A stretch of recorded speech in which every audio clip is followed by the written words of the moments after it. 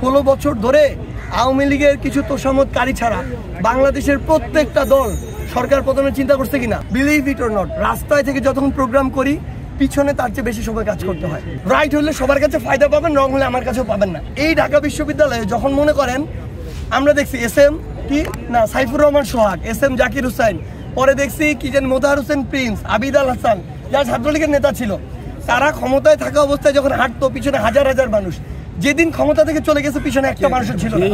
তার মানে এতদিন তারা শুধু ওই পাওয়ারটাকে রেসপেক্ট করছে, তাকে করে নাই। আমরা এই পাওয়ার পলিটিক্সের আইডিয়াটা থেকে বাইরে হতে চাই।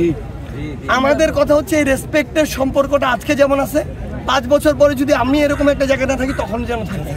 অ্যান্ড আমি যদি কখনো ক্ষমতার অপব্যবহার না করি তাহলে আলটিমেটলি আপনি আমার কাছে এসে এক্সট্রা কোনো ফায়দা পাবেন না।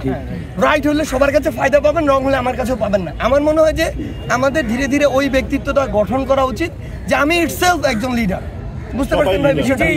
তো মানে ফ্যাক্ট হচ্ছে এখন দেশের প্রয়োজন, অবশ্যই আমাদের নির্দিষ্ট কয়েকজন লিড করবে, ফাইন, মাঠে নামবো সবাই, ফাইন, বাট মাথায় এটা রাখতে হবে যে আমরা কি জন্য আসছি আসলে। বুঝছেন, মানে এই যে যেগুলো বলতেছি সবকিছু নর্মাল হোক, তারপর হয়তো একদিন আমরা আসলেই করবো, বুঝছেন, বাট এখন না।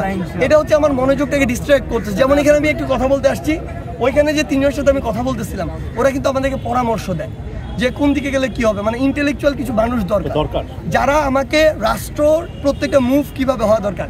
16 বছর ধরে আওয়ামী লীগের কিছু তোষামতকারী ছাড়া বাংলাদেশের প্রত্যেকটা দল সরকার পতনের চিন্তা করছে কিনা, চেষ্টা করছে কিনা, হয়েছে কিছু, হয় নাই।